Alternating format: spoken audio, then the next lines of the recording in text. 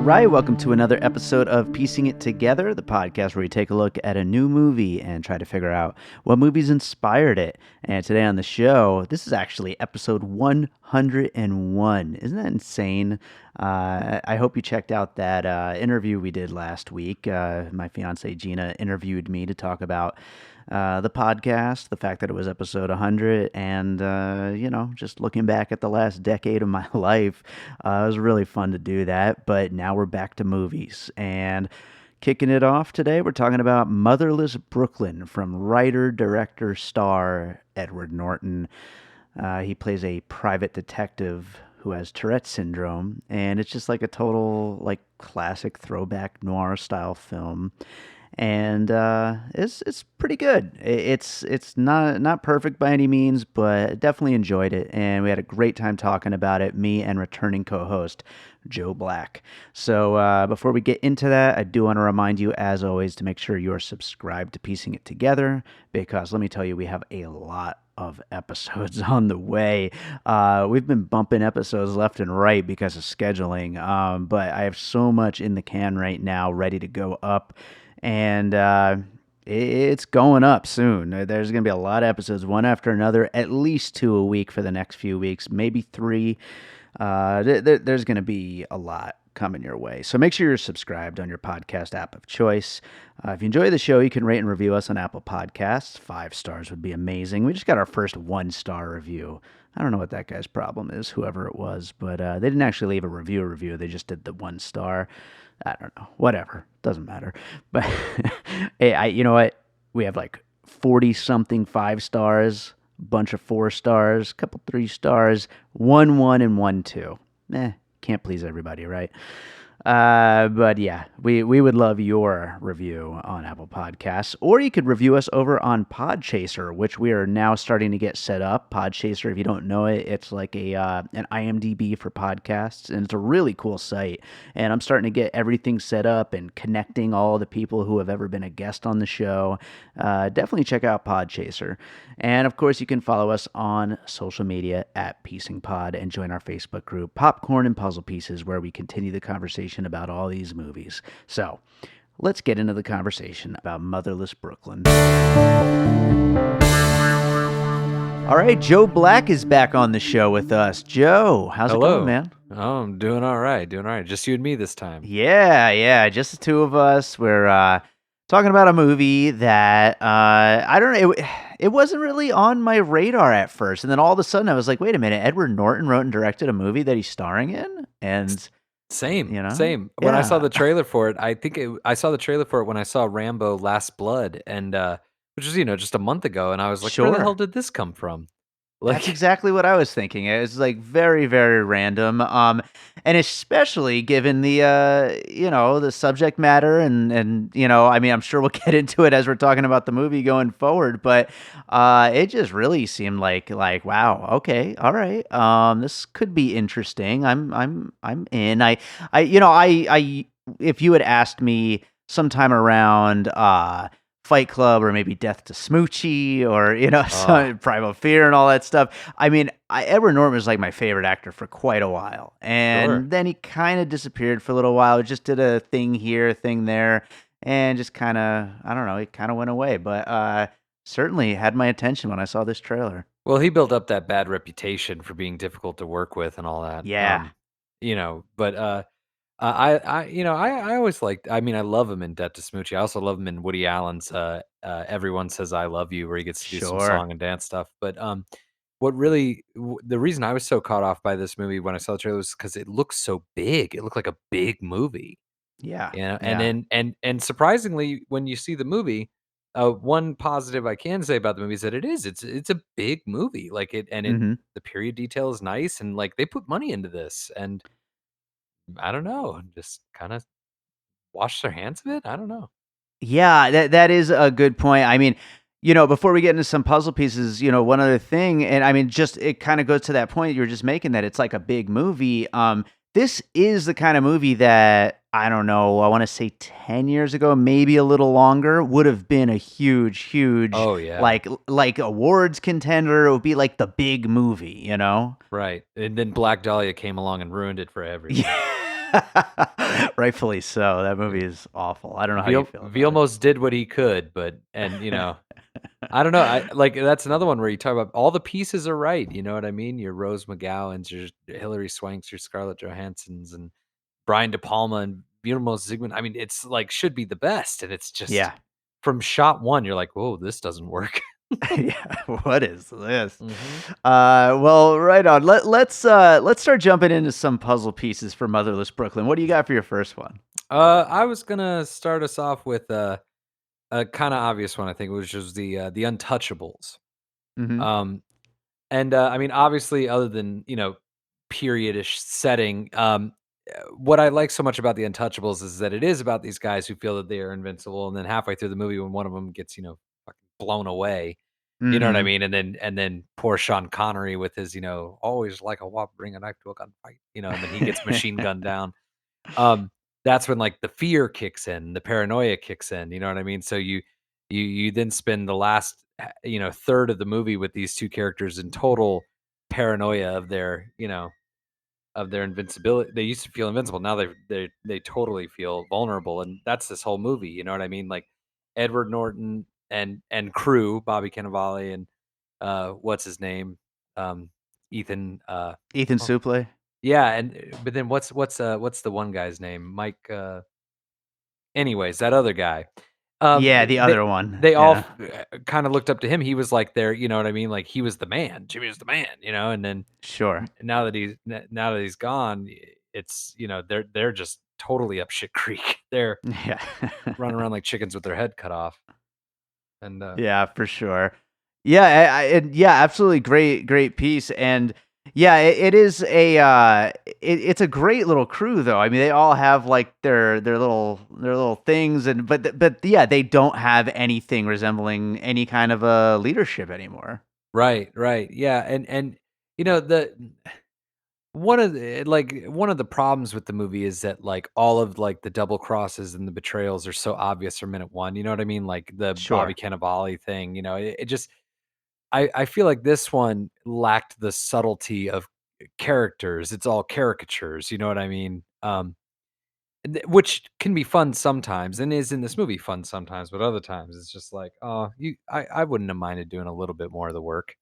You know what I Sure, mean? sure. Yeah, no, I totally understand that. We were just talking about the crew. Ethan Suplee, I haven't seen him in anything in forever. They must have stayed buddies from American History X, I guess. I guess so, it's so funny because he lost all that weight for so long, and then in this, it's like it never went away. Yeah, Like, it's like but, like he's the same guy. he's always been solid though, you know what I mean? He really Yeah, has, like, you go all the way back to, like, Mallrats, he's brilliant in that, and then Art School Confidential, he's so brilliant in that movie.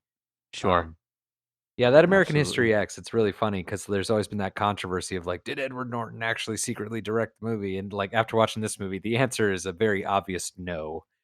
Um, I think he does a fine job sure, here. Yeah, but yeah, absolutely. American flavorless History though. X is so good. He has a similar problem that a lot of actors turned directors have, which is that they know what a good character is and they know what a good performance is, but they don't really have an eye, an ear, and a brain for how everything fits together, how you create Mhm. like a narrative. You know what I mean?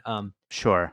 Yeah, it's a totally different skill set, and that's not to put down, any actor turned director, whatever. No, it's just a completely different skill set, and some people do it brilliantly, some people do it decently, some people do it passably. I think this falls somewhere between passably and decently. Sure, sure. Well, I'll go with my first puzzle piece, and it's a pretty recent movie, maybe a little too recent. Although maybe it also was on the mind during the process of actually finally getting this thing made. I know he's been working on it for many years, but it's 2016, I believe 2016's Widows, which it's like a little crime film set in a different city, but set in a big city, and it's all happening against the backdrop of a lot of like political unrest and Mhm. all of the interesting but kind of awful goings on behind the scenes of everything political happening. Sure, yeah, this is actually 2018, it's brand new, Was it 2000? it I was was last trying to year. think about that. Jeez, that Yeah. movie feels like forever ago. Yeah, it felt like forever watching it, and, I agree. I much preferred this movie to Widows, Mhm. honestly. Uh, Actually, that's funny. This and also as we go through, at least one more of my puzzle pieces or something else that I'm like, I like this a lot more. Even though I didn't love Motherless Brooklyn, I liked it a lot more than things I'm going to compare it to. well, like, the problem with Widows is that, like, it was a guy trying it was what's his name, trying that genre for the first time, um, Hmm. Steve McQueen. Yeah, yeah. And he just fell flat on his face, you know what I mean? Hmm. Like, it's a heist movie where it actually turns out to not even be a heist. It Yeah, actually in the end just turns out to be a stick up, and like you spend the first half of the movie with these women talking about if we fuck this up, we're screwed. If we this plan gets, we're dead. And it's like you're like, what plan? You don't have a plan. You don't even there's know what it is barely a you're supposed plan. to be doing. You know what I mean? Yeah. The movie was that incompetent. But this one was at least, it was competent, um, and I felt like the racial they're both very specifically racial tension, Widows Sure. and this movie, and I thought that the racial tension in this was played, uh, a lot smarter than it was in Widows, because even people who like Widows, I think across the board, everyone pretty much agrees the scene where Liam Neeson's kid gets shot is, like, Hmm. so poorly handled, so botched that Hmm. even the biggest bleeding heart liberals are just like, "Oh, they're not with us." Like, Right. who was that actress in this movie, that played the main, girl? I in Motherless Brooklyn, Mhm, mhm. Gugu Mbatha-Raw. Oh, Not sure what? if I'm pronouncing her name right. The main woman, right? Yeah. Yeah, Gugu Mbatha-Raw. Well, good for Gugu. She's really good in this movie. She's very strong without being phony, kinda like Linda Yeah. Hamilton in the new Terminator, and That's an interesting comparison, and I actually was recording a Terminator episode this morning. oh, my condolences. Did you guys Yeah. mention the, cargo short wearing, Corona and lime drinking, football watching, lawn chair lounging, Draper, Carl the Terminator? God. Of course we did. At least Terminator 3 would have had the decency to do all that shit on purpose for laughs, like, oh my gosh. Well, yeah, no. I liked Motherless Brooklyn a lot more than Terminator 6 or I whatever think it is. I think I did too. I think I did too. Wow, okay. Yeah. One other thing about the widows connection, that political backdrop. I find it interesting. I obviously I haven't read the book or anything that this is based on, but I did read that he switched the era. Hmm, And that's kind of interesting because I mean, there's still so much there to talk about as right. far as the era and just kind of and then of course can be paralleled to shit that's happening now. So I mean, it just goes to show how much bad shit behind the scenes constantly. That's interesting, I didn't know that. That's an interesting, huh. Yeah, I think it was the 50s, maybe 40s or 50s. Oh, okay, so it's In not, the like, book. that big a change. No, no, no. Oh, But oh, okay, okay, okay, yeah, it okay. wasn't like a medieval story or something. Right, Wait, you're saying Widows was time changed or Motherless No, Brooklyn? Mother's Right. Brooklyn. Yeah, Okay, okay. Yeah, okay, yeah. that I was gonna say it fits so perfectly in the, 40s, anyway. Or was it the 60s in this? I don't. Yeah. But all right, what do you got for your next one? Okay, this one's a little bit, I flipped a coin because I was either gonna do History of Violence, Road to Perdition, um, I needed a three-sided coin, or Sin City, um, Mhm. because I actually felt like this film, um was less like a novel or a film and more like a comic book. Like the Mhm. character, and I think it's because the characters were so broad while not being cartoonish. We're not talking Dick Tracy here. You know what I Sure. mean? But these characters are very like bare bones, nitty gritty. And so is the narrative. You know what I mean? And I didn't want to do Sin City because that was a little too cartoony. Mhm. And History of Violence, I more so mean the graphic novel than the film. Sure. Um, so I guess Road to Perdition wins in the end because that film too it's just big broad strokes. You know what I mean? It's a morality tale. It's big. Bold performances. The villain is the villain. The hero is the hero. Well, the Sure. anti-hero. You know what I mean? Um, and I would think that making a movie like this would be hard to kind of make in the modern day, like make now. You know what I mean? And Road to Perdition, I'm sure, was a good guide for him, a good gauge, because it's only about 15 years old, and Sure. it was made with such integrity. I mean, I'm not the biggest what's his name fan, Sam Mendes. I'm not a big fan of his, but that movie's pretty good. Yeah, yeah, absolutely. And you know what's funny? I actually the other ones, of course, but I did not realize Road to Perdition was one of those based on a graphic novel or whatever kind of movies. Yeah, yeah. I'm Huh. 90% It sure I've got that right. Yeah, it probably is. You're probably right. I just didn't know that. But yeah, just to kind of just piggyback off of that, I actually did have a combined Sin City and Dick Tracy on Mm-hmm. on Sure, my yeah, list, and I think that speaks a little bit to Edward Norton's direction.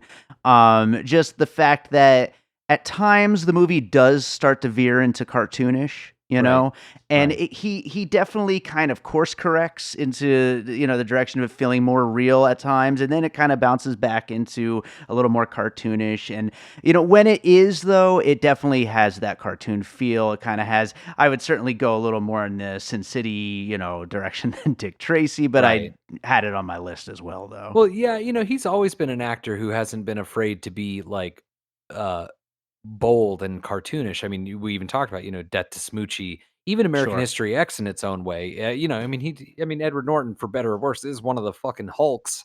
You know what I Yeah. mean? So like, I do appreciate that about him, that he's not afraid to go there. And I mean, a lot of that work he does with Wes Anderson too. These are big, bold kind of choices. But he doesn't really. I don't think he knows how to make them gel like those Yeah. filmmakers do, like Danny DeVito or Wes Anderson. Um, Absolutely.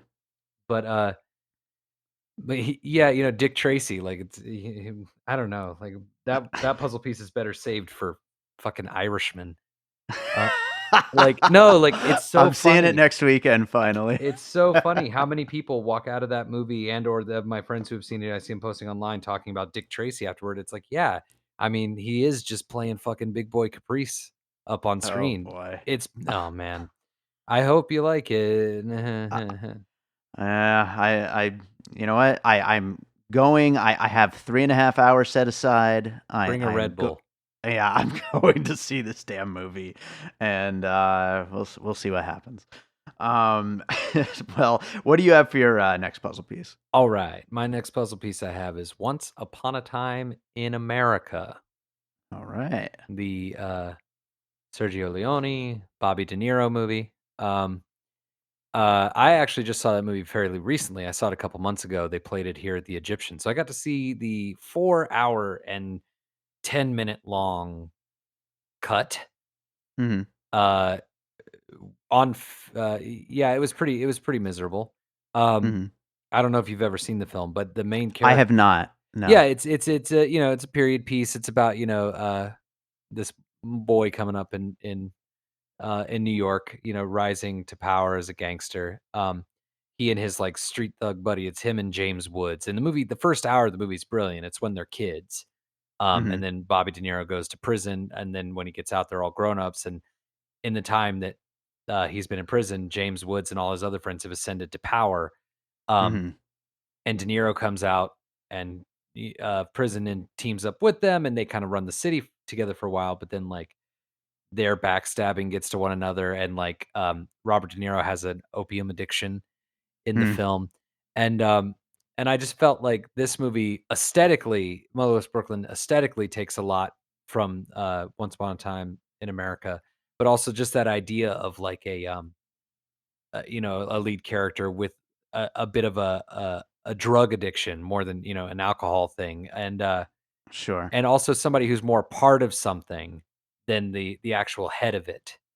So he's Oh, always that's kind of out of his interesting. element. And then the film, in the end, in Once Upon a Time in America, it actually James Woods, you find out, ascended to power by making political deals, dealing with helping out the unions and stuff like that. And by the end of the film, he's trying to get Robert De Niro to help him pull off this political assassination.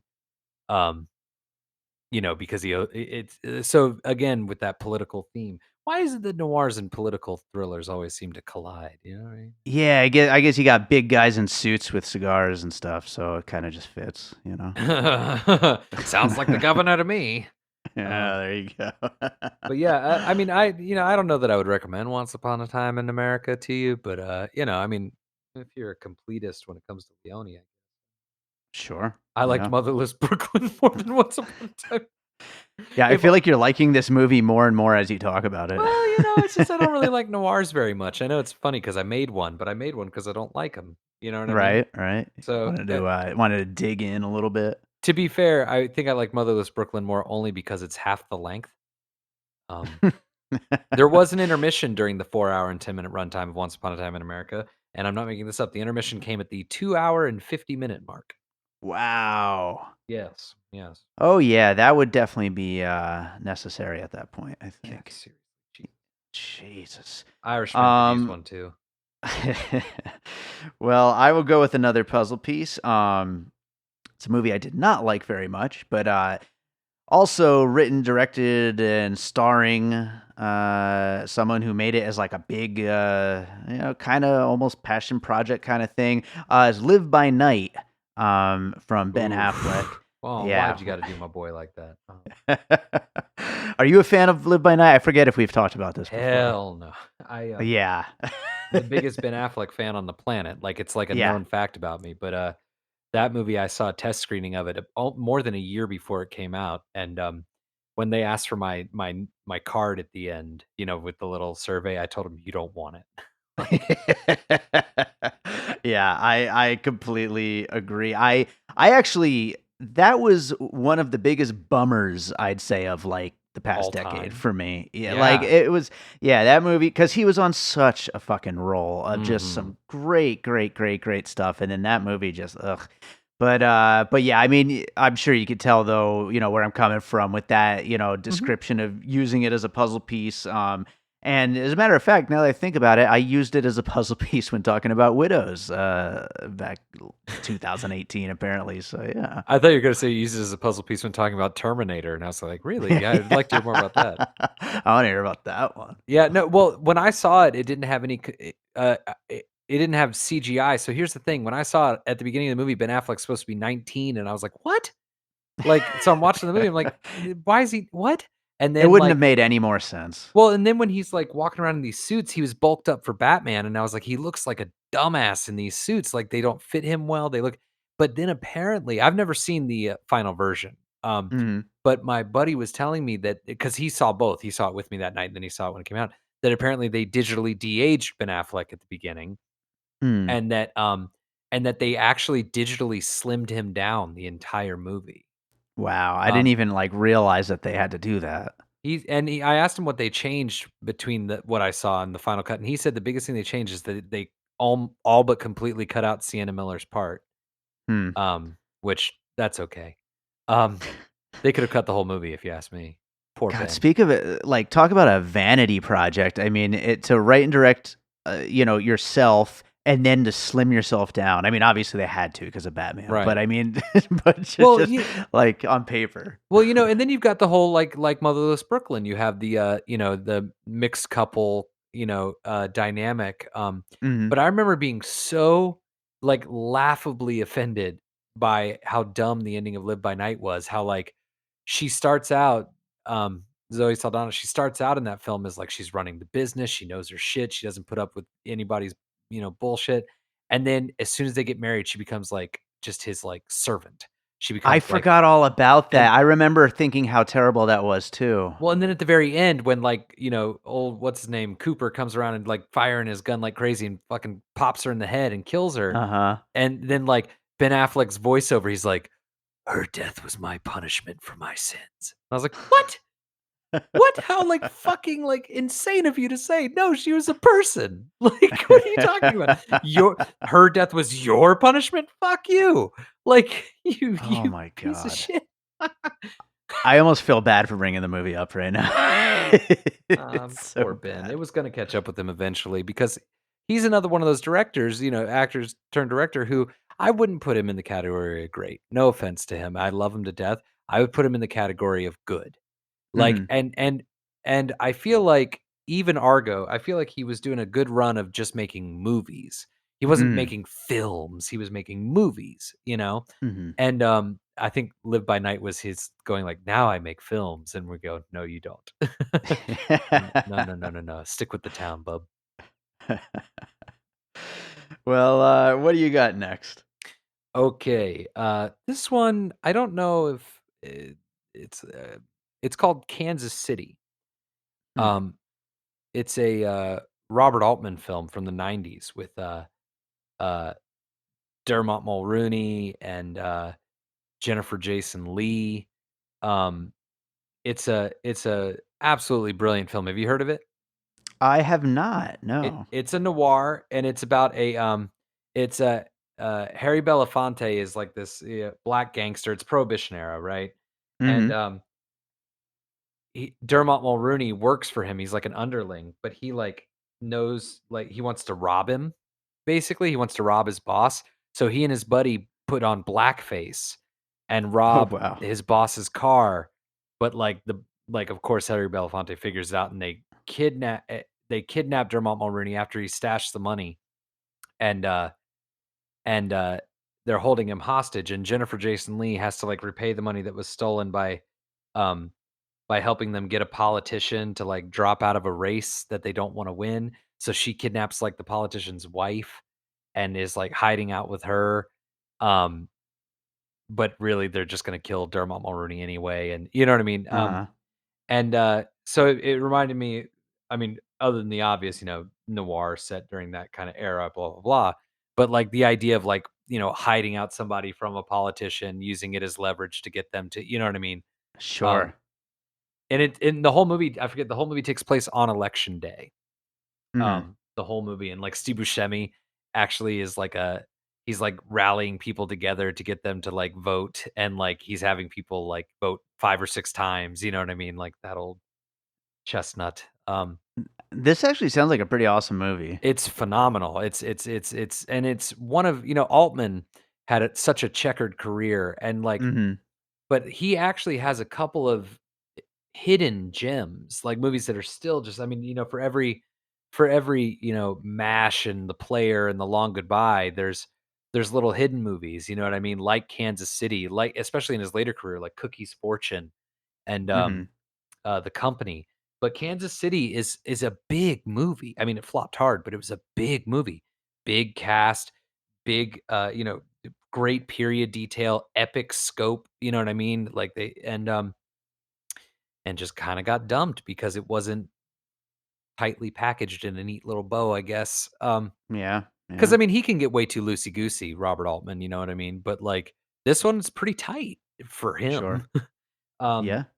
and, I kind of wish that Norton, I mean, I guess I can't, it's hard being a first time director in any capacity, but, in his case, like, you almost want him to, like, be less afraid. Like, there is Mm. no personality to this movie. It's a big noir, but it doesn't have a lot of personality.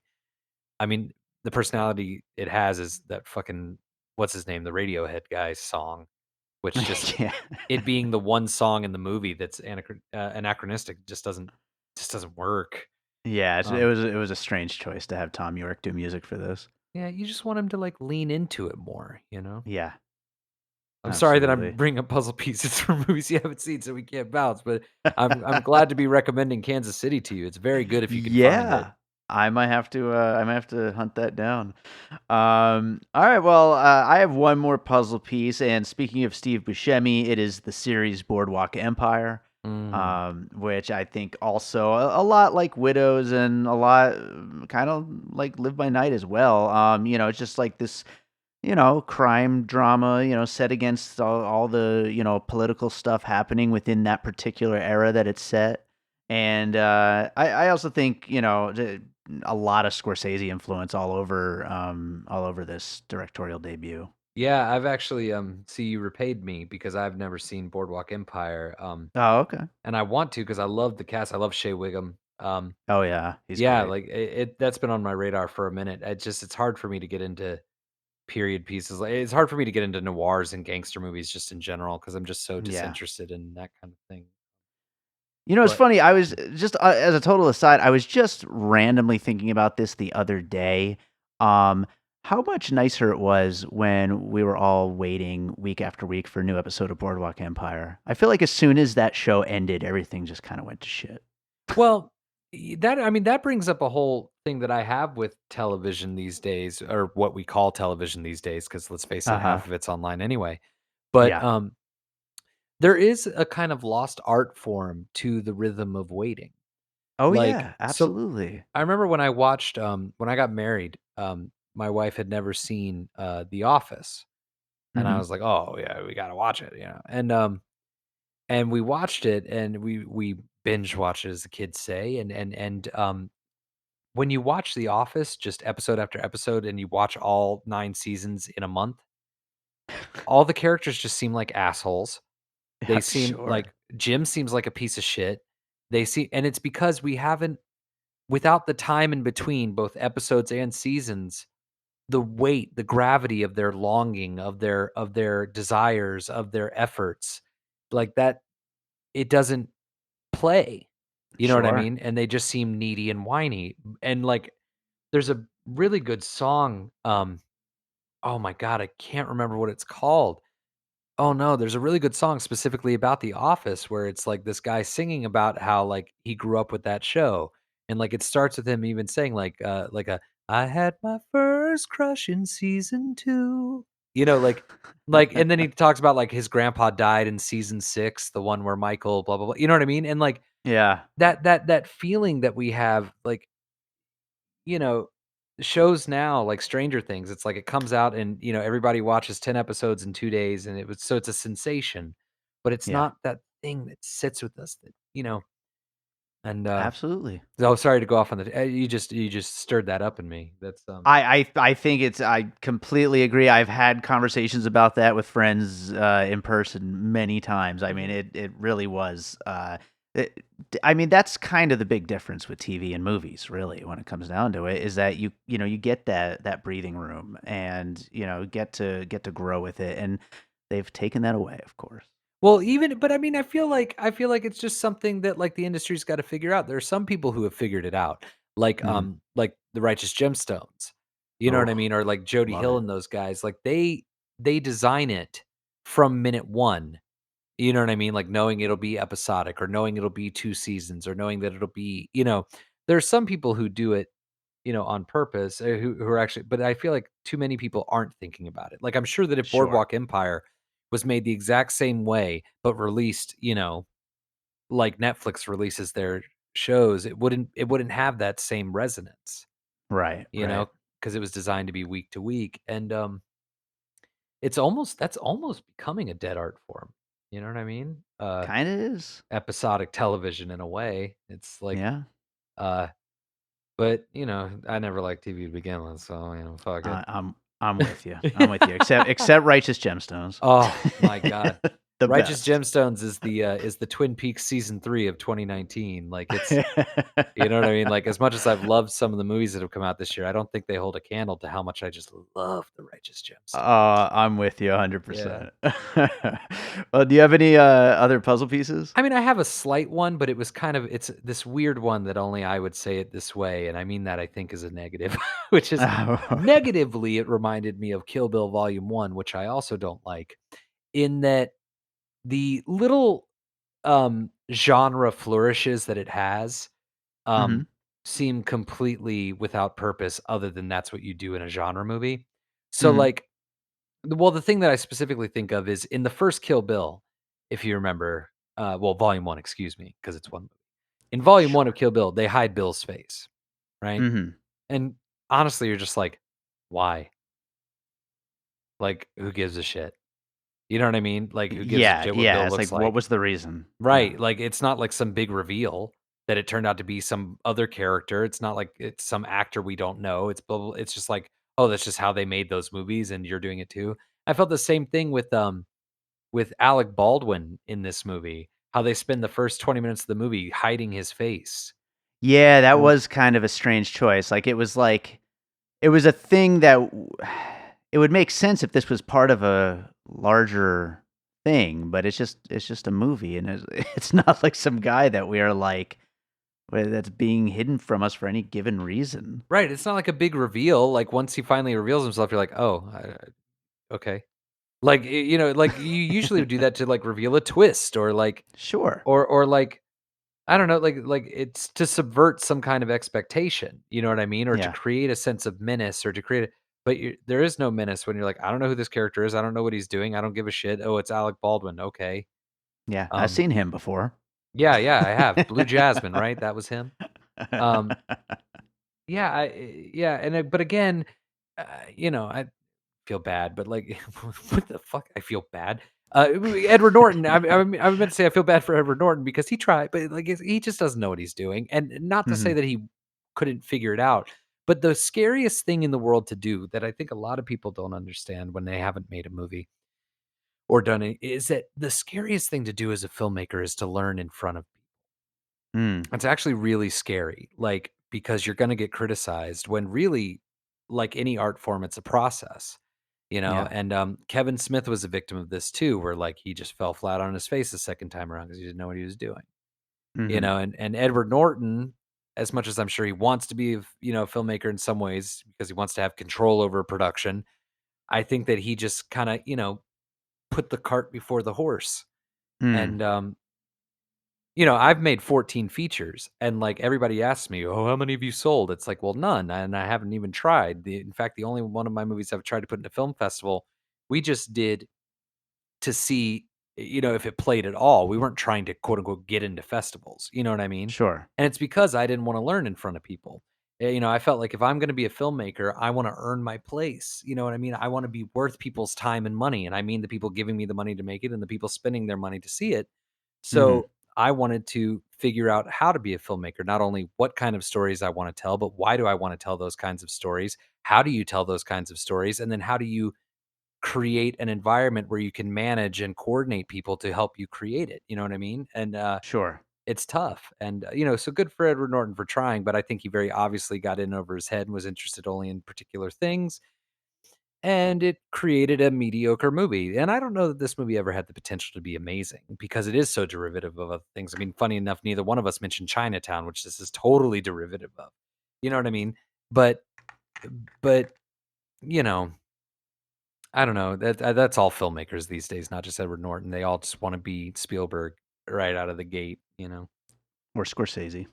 No, nobody wants to be Scorsese because he's too good. No, I'm serious because he's too good.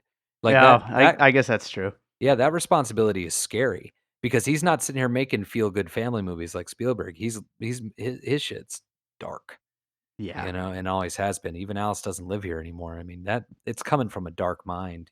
He's one of a kind, really is. sure. Yeah, As much as I did absolutely. not like The Irishman at all. Which I will see this weekend, and we'll see what I think. Did you like Um, Silence?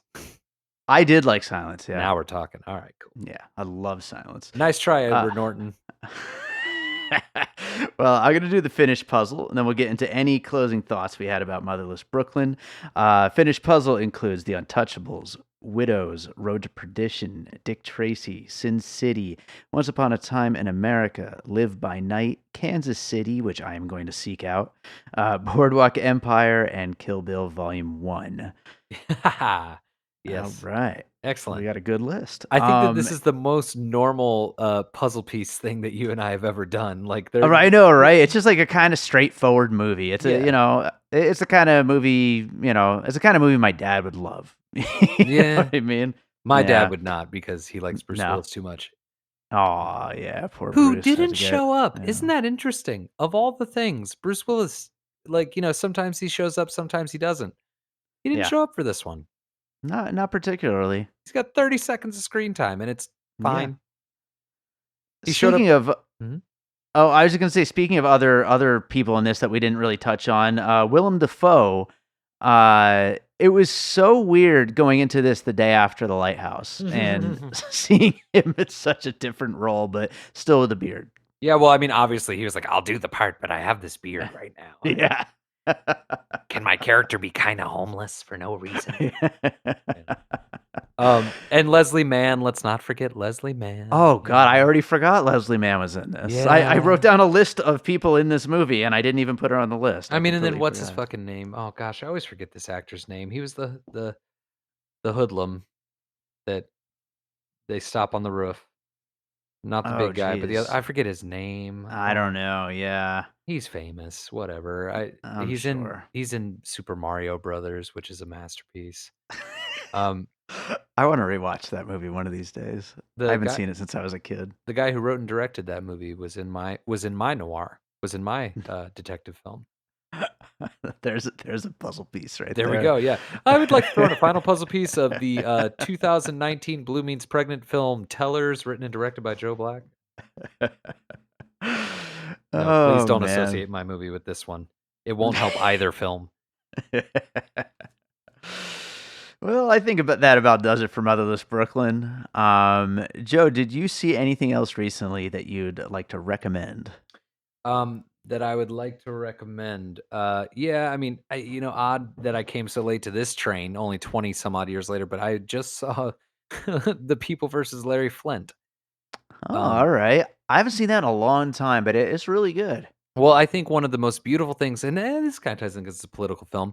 I think that right now we live in a culture, especially in entertainment, where it's very, black and white, good guys versus bad guys, racist Mm-hmm. versus non-racist, Mm-hmm. sexist versus non-sexist, you know, um, and what was so refreshing about um, The People versus Larry Flint was that it was a movie about a true piece of shit who, by being a piece of shit, created vital change Yeah. in the country. And like he's not made a hero in any way, and he's even not made cool in any way, even in an anti-hero kind of way.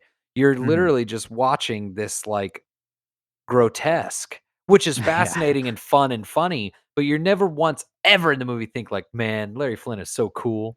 You know what I Right. mean? You Right. just think like, what the fuck? And Yeah. oh, and it's got Edward Norton in it too. Yet another There you connection. go. Yeah. Yeah. Yeah. I really it's hard for me to watch movies at home, as I know is a problem for you. Sure. It's Yeah. well, new movies. I mean, I can always pop on Jersey Girl for the 50th time. But but this was I really enjoyed The People versus Larry Flint, and I think that we could learn a lesson from it as filmmakers and as audiences that like, it's not about liking somebody. You know what I mean? Yeah. That can't be the criteria for whether or not something is valid. That is such an important lesson that needs to be retaught right now, Mhm. seriously. I agree, I agree. Yeah. Have you seen Yeah. anything recently? Ooh, have I seen anything recently? Well, I just got out of Pain and Glory, which I liked quite a bit. When are you doing the puzzle pieces on that? I don't know. We'll have to see if we could fit in an episode on that one. That You would be a should good do a one to do. special episode that is all the puzzle pieces have to be films that feature cave dwelling or uh, subterranean dwelling. We can do yeah, Ninja Turtles and Parasite. I yeah, dig it. that'd be cool, right? I'd watch that. Or I'd listen to that episode. I'm in. What about that?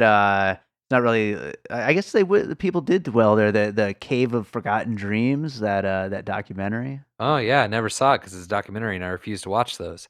Okay. Well, Well. I don't like the idea of documentaries because it's somebody with a bias pretending that they don't have a bias, passing off their opinion as fact.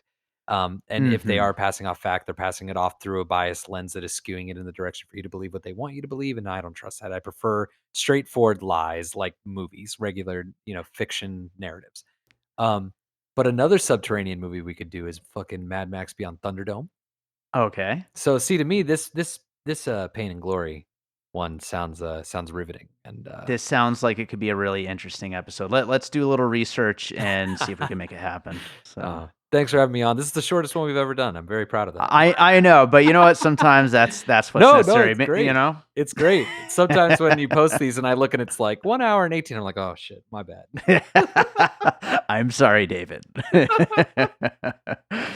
All right. Well, hey, where can people find your stuff? Right now, still just on the Facebook, Blue Means Pregnant Films on Facebook. But actually, at the end of the year, we're about to do a big push. I am releasing all of my films on Blu-ray. Hell yeah. And we are going to be doing a pre-sale campaign for it, where there's 12 films in total. You can get them $20 a piece, or you can get 6 for 100, or 12 for 200. And it's really just a fundraiser to get them made and get them out there to all the people who've worked on them for the last. I made my first film in December of 2015. And, Mhm. I've worked with hundreds of just wonderful people, and we've done so many cool and fun and adventurous things. We've failed many times. We've laughed. We've loved. We've killed each other, and I'm really happy to be able to finally release these. And so we're going to be releasing those at the end of the year, as well as releasing a website um, where you can see all of the films. You can just stream them all right from the website. Now I know what you're thinking. How Beautiful. contradictory! You're releasing Blu-rays that you're going to charge people for, or blah blah blah. But the Blu-rays, the Blu-rays have exclusive content. There you So go. That's how you get them. yeah, including feature-length documentaries on a couple of them, and so it's going to be it's a big weight off my shoulders. Hell yeah. That's actually funny. I'm actually for my music. I am currently planning a similar project for a lot of Oh, my unreleased music right now. I would So I would hopefully next year. I would love to hear So your music. I would love if you could send me some links, and I'd love to, maybe work with you one day. It's funny. I was thinking about it when I was talking about the playing when I was talking about Edward Norton and learning in front of people as a filmmaker. The one film that we submitted to a film festival was Yellow Bellies, which Chad accepted into his Polygrind Film Festival, nice, and nice. and so you know as scary as it is to put your art out there, and as much as it is scary to learn in front of people, part of the learning process was putting it out there. And if it wasn't for that, I wouldn't be on this podcast today. I wouldn't know you. I wouldn't, because I met you through Chad, who put me on here because of A Star Is Born. You know what I mean? So like, Sure. just a nice little Film lovely fests are thought. fun. Oh yeah, man. The Polygrind Film Festival. Oh, and that was a fun one for sure. You ever went to Well, those? Did you go to those? oh yeah, yeah, absolutely. I for the last 3 years he did it. I was there all the time. Oh, so wait, Yeah, did you see my movie? I don't think so. I don't think I saw your movie there. It was 2013. 13. Yeah, I don't think I was there for that particular You screening. didn't miss much. I it's so funny. It was my friend's birthday that night, and or the night before, and I was living in LA at the time, and I was like, I got to get back to LA to take her out to dinner for her birthday. I promised her. So like, our screening was at 3. We did like a quick Q&A, and then we literally like ran out of the door and jumped in the car and hightailed it back to LA so I could take her to dinner for her birthday. Well, hopefully I'll be able to come out to Vegas soon and screen one of my films. I'm Yeah, still that working would on be that. awesome. Definitely keep me posted on that. If you saw my But films in Vegas, people, I've gotten much better since then. So. well, hey, as always, thanks for being here, and we'll hopefully get you back and get you to plug those Blu-rays again one more time before the end of the year. Well, thank you for having me. It's always a pleasure.